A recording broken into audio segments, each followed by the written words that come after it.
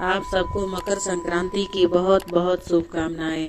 प्रेम से बोलिए सूर्य नारायण भगवान की जय। ओम नमो भगवते वासुदेवाय। भगवान श्री हरि की जय।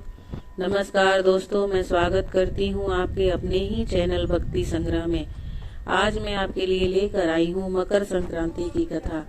मकर संक्रांति के दिन सूर्य अपने पुत्र शनि देव के घर जाते हैं। कहा जाता है कि इस दिन सूर्य की काले तिल के साथ उपासना करने से व्यक्ति को बहुत लाभ मिलता है। इसके अलावा मकर संक्रांति के मौके पर सूर्य देव और शनि की कथा पढ़ी जाए या सुनी जाए तो शनि दोष से काफी हद तक राहत मिलती है। तो आइए चलते हैं और वीडियो की शुरुआत करते हैं। पौराणिक कथाओं के अनुसार सूर्य देव और शनि देव में संबंध अच्छे नहीं थे। दरअसल इसका कारण था सूर्य देव का शनि की माता छाया के प्रति उनका व्यवहार। दरअसल शनि देव का रंग काला होने के कारण सूर्य देव ने उनके जन्म के दौरान कहा था कि ऐसा पुत्र मेरा नहीं हो सकता। इसके बाद से सूर्य देव ने शनि देव और उनकी माता छाया को अलग कर दिया। जिस घर में वह रहते थे उनका नाम कुंभ था। सूर्य देव के ऐसे व्यवहार से क्रोधित होकर छाया ने उन्हें श्राप दे दिया था। माता छाया ने सूर्य देव को कुष्ठ रोग का श्राप दिया था, जिससे क्रोधित होकर सूर्य देव ने छाया और शनि देव का घर जलाकर राख कर दिया था। सूर्य देव के पुत्र यम ने सूर्य देव को उस श्राप से मुक्त किया था। साथ ही उसके सामने मांग रखी थी कि वह उनकी माता यानी छाया के साथ अपना व्यवहार में बदलाव लाए। इसके बाद सूर्य देव छाया और शनि देव से मिलने के लिए उनके घर पहुंचे थे। जब सूर्य देव वहां पहुंचे तो उन्होंने देखा कि वहां कुछ भी नहीं था, सब कुछ जलकर बर्बाद हो गया था। इसके बाद शनि देव ने काले तिल से अपने पिता का स्वागत किया था। शनि देव के ऐसे व्यवहार से प्रसन्न होकर सूर्य देव ने उस दिन उन्हें नया घर दिया जिनका नाम था मकर। इसके बाद से शनि देव दो राशियों कुंभ और मकर के स्वामी हो गए। शनि देव के इस व्यवहार से प्रसन्न होकर सूर्य देव ने उन्हें यह भी कहा कि जब भी वह मकर संक्रांति के मौके पर उनके घर आएंगे तो उनका घर धन धान्य से भर जाएगा, उनके पास किसी भी वस्तु की कमी नहीं होगी।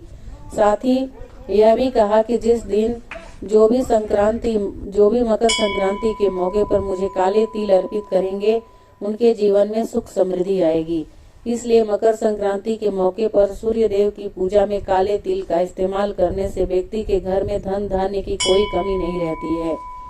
सूर्य संस्कृति में मकर संक्रांति का पर्व ब्रह्मा विष्णु महेश गणेश आद्य शक्ति और सूर्य की आराधना एवं उपासना का पावन व्रत है, जो तन मन आत्मा को शक्ति प्रदान करता है। संत महर्षियों के अनुसार इसके प्रभाव से प्राणी की आत्मा शुद्ध होती है, संकल्प शक्ति बढ़ती है, ज्ञान तंतु विकसित होते हैं। मकर संक्रांति इसी चेतना को विकसित करने वाला पर्व है। यह संपूर्ण भारत में किसी न किसी रूप।